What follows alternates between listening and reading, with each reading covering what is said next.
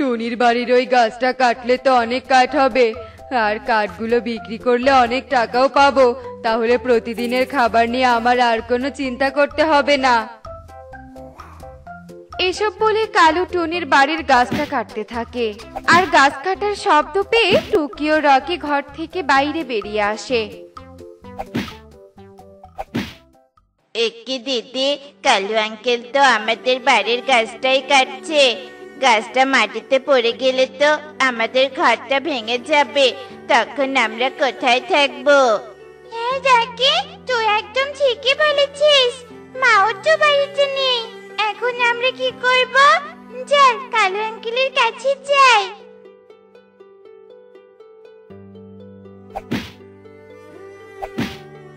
Kalu uncle, Kalu uncle, দয়া করে আমাদের গাছটা কেটো না। গাছটা কাটলে যে আমাদের বাড়ি ভেঙে যাবে।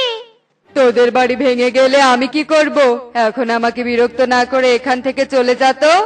রকি, চল আমরা তাড়াতাড়ি মাকে ডেকে নিয়ে আসি, নয়তো যে সর্বনাশ হয়ে যাবে। হ্যাঁ দিদি, তাই চল। এরপর টুকি আর রকি টুনির কাছে যাওয়ার জন্য জোরে জোরে উঠতে থাকে, আর এদিকে টুনি ও কবুতর জঙ্গলের ফল কুড়াতে থাকে। কবুতর দাদা, আজ তো অনেক ফল কুড়িয়েছি। এই ফলগুলো দিয়ে কয়েকদিন কেটে যাবে। এই কয়েকদিন অন্য কোনো কাজ খুঁজতে হবে, তাহলে আমাদের অভাবে পড়তে হবে না।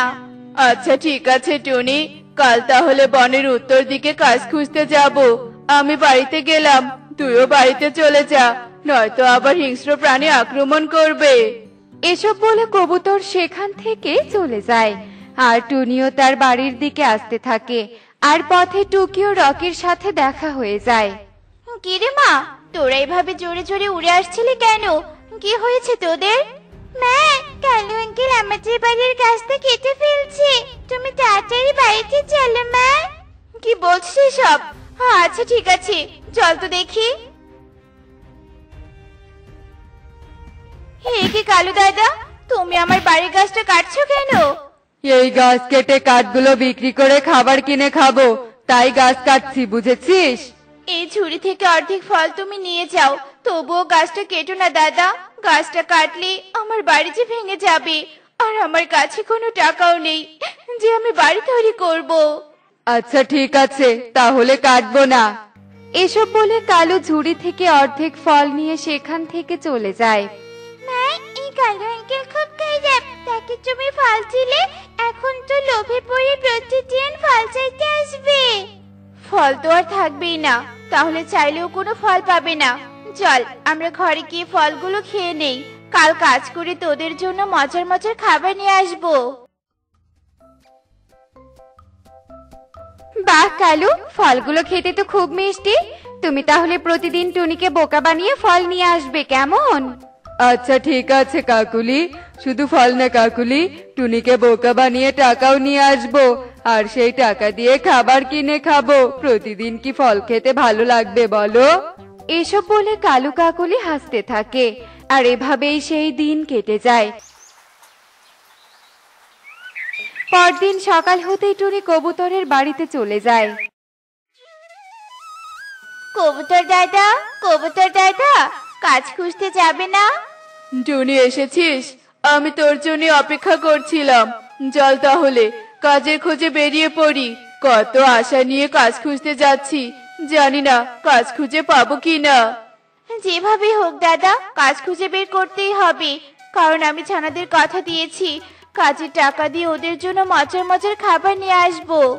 এসব বলে টুনি ও কবুতর কাজের খোঁজে যায়, আর তখনই সেই পথ দিয়ে কাকুলি উড়ে যেতেই তাদের সব কথা শুনে ফেলে। কি, টুনি আজ মজার খাবার নিয়ে আসবে? কথাটা তো কালুকে বলতে হবে। কালু, কালু, আজ বিকেলে টুনির বাড়িতে যেও। টুনি কাজে গেল আর বলল কাজের টাকা দিয়ে নাকি মজার মজার খাবার নিয়ে আসবে। তাই নাকি কাকুলি? তাহলে বিকেলেই যাব। চলো এখন আমরা বিশ্রাম করি, আমাদের মতে সুখী পাখি এই বনে কেউ নেই, কাজ না করেও আমরা খাবার পেয়ে যাই। হা হা হা হা হা। এসব বলে কালু কাকুলি বিকেল হওয়ার জন্য অপেক্ষা করতে থাকে, আর এভাবেই সারা দিন কেটে বিকেল হয়ে যায়। আর বিকেল হতেই টুনি খাবার নিয়ে বাড়ির দিকে যেতে থাকে। তখনই কাকুলি টুনিকে দেখে ফেলে। কালু, কালু, দেখো টুনি খাবার নিয়ে বাড়িতে যাচ্ছে। তুমি তাড়াতাড়ি টুনির বাড়িতে যাও, নয়তো সব খাবারগুলো ওরা খেয়ে নিবে। হ্যাঁ হ্যাঁ কাকুলি, যাচ্ছি। মা, তুমি মাছের খাবার এনেছো?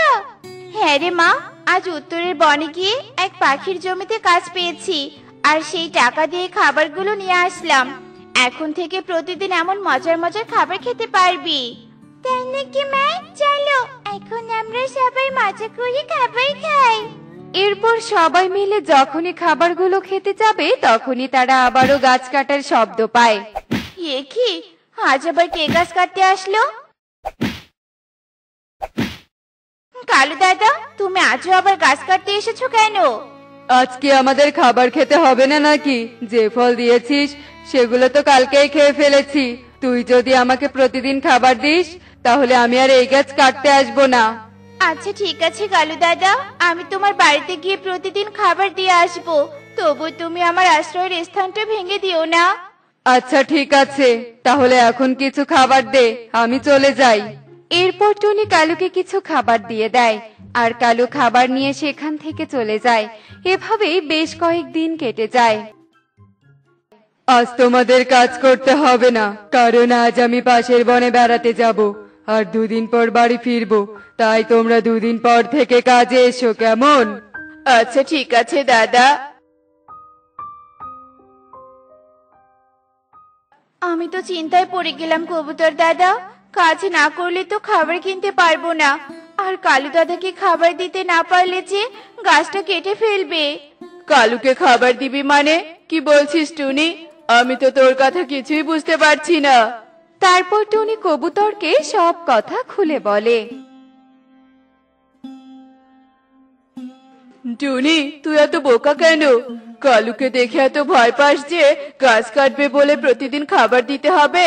এ কথা আমাকে আগে বলিসনি কেন? ওই কালুকে একটা উচিত শিক্ষা দিয়েই ছাড়তাম। কালুকে এই বনের মালিক নাকি যে ও চাইলেই গাছ কেটে নিয়ে যাবে? তোমাকে বলার মনেই ছিল না। আর কালু দাদার তো অনেক শক্তি, আমি কি কালু দাদার সাথে ঝগড়া করে পারবো বলো? তাই তো প্রতিদিন খাবার দিয়ে আসি। শোন, বুদ্ধি থাকলে শক্তির প্রয়োজন নেই টুনি। বুদ্ধি দিয়েই কালুকে উচিত শিক্ষা দেয়া যাবে। কিন্তু কিভাবে কবুতর দাদা?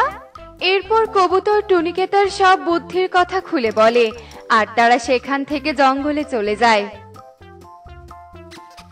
টুনি, এই গাছে দেখছি অনেক ফল পেকে আছে। আমি গাছে উঠে ফল পারি, আর তুই ফলগুলো কুড়িয়ে একটা জায়গায় জমা কর। আচ্ছা ঠিক আছে কবুতর দাদা।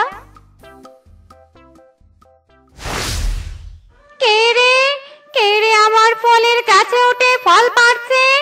এই পাখি, তোদের এত বড় সাহস! আমার অনুমতি ছাড়া ফল পাড়ছিস? আজ তোদের গার মটকে দেব। ই, ই, ই, ই, ই। না না ডাইনি দিদি, আমাদের মেরো না। আমরা যে অনেক বড় বিপদে পড়ে এখানে ফল নিতে এসেছি। তাকে বিপদে পড়েছিস বল দেখি। তারপর টুনি ডাইনিকে সব কথা খুলে বলে। তার মানে এই ফলগুলো মানুষ কাঠুরিয়াকে দিয়ে ওই কালু পাখির বাড়ির গাছ কাটতে বলবে? হ্যাঁ ডাইনি, তুমি ঠিক বুঝেছো। জানোই তো, কেউ স্বার্থ ছাড়া কারো উপকার করে না। কিন্তু আমি স্বার্থ ছাড়াই উপকার করি। আমি ডাইনি হলেও এতটাও খারাপ না। অন্যের বিপদে এগিয়ে যাই, তাই স্বার্থ ছাড়াই আমি তোদের উপকার করব। তোদের মানুষ কাঠুরিয়ার কাছে যেতে হবে না, আমাকে ওই কালুর বাড়িতে নিয়ে চল, তারপর দেখ কি অবস্থা করি। সত্যি বলছো ডাইনি দিদি? তুমি আমাকে সাহায্য করবে? তোমার মতো এমন ভালো ডাইনি আমি কখনো দেখিনি। এরপর কবুতর ও টুনি ডাইনিকে নিয়ে কালুর বাড়িতে চলে আসে, আর ডাইনি তার জাদু শক্তি দিয়ে কালুর ঘর জোরে জোরে দোলাতে থাকে। হে কি, হঠাৎ আমাদের ঘর দুলছে কেন? কালু, তাড়াতাড়ি বাইরে চলো, নয়তো ঘর ভেঙে মাথায় পড়বে। হ্যাঁ হ্যাঁ কাকুলি, তাই চলো। কি ডাইনি, তুমি এখানে? আর তুমি এভাবে আমাদের ঘর দোলাচ্ছ কেন? টুনি কবুতর, তোরা ডাইনিকে কিছু বলছিস না কেন? ওরা বলেছে বলেই তো আমি তোর বাড়ি ভাঙতে এসেছি। শয়তান পাখি, নিজেরা কাজ না করে অন্যের কষ্টের টাকার খাবার খেয়ে এই ঘরে আরামেই দিন কাটাচ্ছিলি, তাই না? তোদের আরাম আজ আমি নষ্ট করে দিব। না না ডাইনি, তুমি আমার ঘর ভেঙে দিও না, তুমি আমাকে ক্ষমা করে দাও। টুনি, আমাকে ক্ষমা করে দে। আমি আর কখনো তোর বাড়ির গাছ কাটতে যাব না, আর তোর কাছে খাবারও চাইবো না। আচ্ছা ঠিক আছে, এবারের মতো ক্ষমা করে দিলাম। ডাইনি দিদি, ওদের ঘর ভেঙে দিও না। শুধু টুনির কথাই তোদের ছেড়ে দিলাম। এরপর যদি কারো সাথে এমন অন্যায় করিস তাহলে আর ছেড়ে দেব না। টুনি, আমি তাহলে আসি। আর এখন থেকে তোরা আমার বাগানের ফল নিয়ে এসে বিক্রি করে সংসার চালাবি। আচ্ছা ঠিক আছে ডাইনি দিদি। চল টুনি, বাড়িতে গিয়ে ঝুড়ি নিয়ে ডাইনি দিদির বাগানে যাই। আর শোন, এমন বোকা না থেকে চালাক হওয়ার চেষ্টা কর, নয়তো অন্য পাখিরাও তোর ক্ষতি করার চেষ্টা করবে। হ্যাঁ কবুতর দাদা, তাই করব। কাকুলি, টুনি আর কবুতরের মতো আমরাও কাজ করব আর অলসতা করব না, তাহলে আমরাও উন্নতি করার সুযোগ পাবো। দেখলে তো বন্ধুরা, অলসতা স্বপ্ন দেখে আর পরিশ্রম সেই স্বপ্নকে বাস্তব করে তোলে। এমনই সব মজার মজার শিক্ষণীয় টুনি পাখির গল্প দেখতে আমাদের সাথেই থেকো। আর গল্পটি কেমন হয়েছে তা কমেন্টে জানাতে ভুলো না কিন্তু। Bye bye. টুকি, আমি পিঠা বিক্রি করতে যাচ্ছি, তুই বাড়িতে সাবধানে থাকিস কিন্তু। আচ্ছা ঠিক আছে বাবা, সাবধানে থাকবো। তুমিও সাবধানে সাইকেল চালাবে কিন্তু। আচ্ছা ঠিক আছে আমার লক্ষ্মী মা। হে বিধাতা, আমার মা মরা মেয়েটাকে তুমি দেখে রেখো। থাক মা, চললাম আমি। এই পিঠা নিবে পিঠা, গুড়ের সুস্বাদু পিঠা, মজাদার গুড়ের পিঠা। যারা যারা পিঠা নিতে চাও তারা তারা চলে এসো। আমার এই গুড়ের পিঠা যে একবার খাবে সে বারবার চাইবে। পিঠা নিবে পিঠা। টোনা এভাবে তার গুড়ের পিঠার প্রচারণা করতে থাকে আর সামনের দিকে চলতে থাকে। টুনি দিদি, ও টুনি দিদি, গুড়ের পিঠা নিবে গো? গুড়ের পিঠা খেতে অনেক মজা। আমি পিঠা খাবো মা, আমাকে পিঠা কিনে দাও। টুনটুন মা, এগুলো অনেক নোংরা পিঠা, এগুলো আমি তোকে কিনে দিব না। না না দিদি, এগুলো নোংরা পিঠা নয়, এগুলো আমি আর আমার মেয়ে নিজের হাতে বানিয়েছি। নাও না দিদি, কয়েকটা পিঠা তোমার কাছে কম দামে রাখবো। তোরা গরিব খাত, গরিবদের পিঠা কেন? সবকিছুই নোংরা হয়। তোর পিঠা নিয়ে তো দূর, তোর সাথে কথা বলতে আমার ঘৃণা লাগছে। চল টুনটুন মা। টুনি গরিব টোনাকে অপমান করে সেখান থেকে চলে যায়। টোনা আর কিছু না বলে আবারও সামনের দিকে চলতে থাকে। এই পিঠা নিবে পিঠা, গুড়ের পিঠা। এই যে কাকুলি দিদি, ময়ূরী দিদি, পিঠা নিবে গো, গুড়ের পিঠা। না না, আমরা ওসব কম দামে পিঠা খাই না। তুই যেমন গরিব, তোর পিঠাও তেমন গরিব পাখির কাছে বিক্রি কর যা। কাকুলিও টোনাকে অপমান করে। এভাবে টোনা বনে তার পিঠা বিক্রি করতে থাকে, কিন্তু কেউই তার পিঠা কিনে নেয় না। টোনা মন খারাপ করে বাড়িতে ফিরে আসে। বাবা, বাবা, তুমি এসেছো? আজ কত টাকার পিঠা বিক্রি করেছো? দেখি, টাকা দাও তো আমার হাতে, হিসাব করি। মারে, আজ এক টাকা পিঠা বিক্রি করতে পারিনি। গরিব বলে বনে সবাই অপমান করেছে, কিন্তু কেউ পিঠা কিনে নেয়নি। তুই মন খারাপ করিস না মা। যা মা, আমার জন্য এক গ্লাস ঠান্ডা পানি নিয়ে আয় তো। আচ্ছা ঠিক আছে বাবা, এই নাও বাবা পানি। বাবা, কেউ তো পিঠা কিনছে না। এভাবে চলতে থাকলে তো আমি না খেতে পেরে মরে যাব। মারে, আজ যদি তোর মা বেঁচে থাকতো তাহলে তোকে আর তোর মাকে বনে রেখে আমি শহরে চলে যেতাম। তখন আর এত অভাবে থাকতে হতো না। এখন তোকে একা রেখে আমি শহরে যেতেও পারবো না। কিন্তু বিধাতা তোর জন্মের দিনেই তোর মাকে তুলে নিয়েছে। এখন আমি যে কি করব কিছুই তো বুঝতে পারছি না। সব দোষ আমার বাবা। আমি জন্ম না নিলে আজ মা বেঁচে থাকতো। এভাবে বলিস না মা, সব নিয়তি রে মা, বুঝেছিস? আমাদের হাল ছাড়া যাবে না। একদিন না একদিন বিধাতা ঠিক আমাদের সাহায্য করবে। এভাবে আরো 2 দিন কেটে যায়। প্রতিদিনের মতো টোনা পিঠা নিয়ে বনে বিক্রি করতে বের হয়। টোনা পিঠা নিয়ে বনে ঘুরতে ঘুরতে বেশ ক্লান্ত হয়ে পড়ে। উফ, বড্ড ক্লান্ত লাগছে। যাই, ওই বড় গাছটার ছায়ায় বসে একটু রেস্ট নেই। উফ, এখন একটু শান্তি লাগছে। হে বিধাতা, আমাকে সাহায্য করো। এই অভাব আমি যে আর সহ্য করতে পারছি না। টোনা যখন এসব বলছিল ঠিক তখনই সেখানে টোনার কানে একটা বাচ্চার কান্নার শব্দ ভেসে আসে।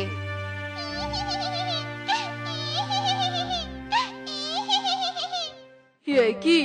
মনে হচ্ছে কোনো বাচ্চা কাঁদছে, কিন্তু আশেপাশে তো আমি কাউকেই দেখছি না। তাহলে বাচ্চার কান্নার শব্দ কোথা থেকে ভেসে আসছে? দেখি তো। টোনা বাচ্চার কান্না অনুসরণ করে এদিক সেদিক খুঁজতে থাকে। ঠিক তখনই টোনার চোখ যায় একটি ঝোপের মাঝে পড়ে থাকা ক্রান্দনরত সদ্য ছানার দিকে।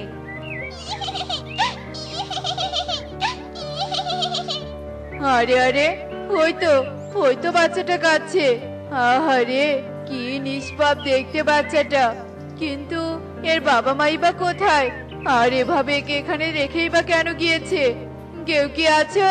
শুনতে পাচ্ছ আমাকে? কেউ কি আছো? না, কেউই তো সাড়া দিচ্ছে না। তার মানে আশেপাশে কেউ নেই। কাঁদে না মা, কাঁদে না, শান্ত হও। না, এ তো থামছেই না। যাই, একে নিয়ে বাড়িতে যাই। টোনা ছানাটাকে নিয়ে বাড়িতে চলে আসে। বাবা, ও বাবা, এই ছানাটা কি? আর একে তুমি কোথায় পেলে বাবা? মারে, এই ছানাটাকে আমি জঙ্গলে কুড়িয়ে পেয়েছি। জানি না এটা কার বাচ্চা। বাবা, এ তো অনেক কাছে। দাও, ওকে আমার কাছে দাও। মারে, তুই তো নিতে পারবি না, ফেলে দিবি। এই বাচ্চাটার জন্য আমার চিন্তা হচ্ছে। তুই নিজেই একটা বাচ্চা। একে তোর কাছে রেখে আমি কাজে যেতে পারবো না, আবার সাথে করে নিয়ে যেতেও পারবো না। কি যে করি কিছুই তো বুঝতে পারছি না। বাবা, আমি বলি কি, তুমি এই বাচ্চাদেরকে বনের কোনো মাসির কাছে দিয়ে এসো। ঠিকই বলেছিস, তুই বাড়িতে থাক, আমি এই বাচ্চাটাকে টুনি দিদির কাছে দিয়ে আসছি। এই বলে টোনা বাচ্চাটাকে নিয়ে টুনির বাড়ির দিকে চলতে থাকে। অন্যদিকে, বল ডাইনি বল, আমার কন্যা কোথায়? কোথায় রেখেছিস আমার কন্যাকে? বল বলছি। পরি, তোর কন্যা তো নেই। নেই মানে? কি করেছিস আমার কন্যার সাথে? বল, বল আমাকে। তোর কন্যাকে পরি রাজ্য থেকে চুরি করে আকাশ থেকে আমি সোজা নিচে ফেলে দিয়েছি।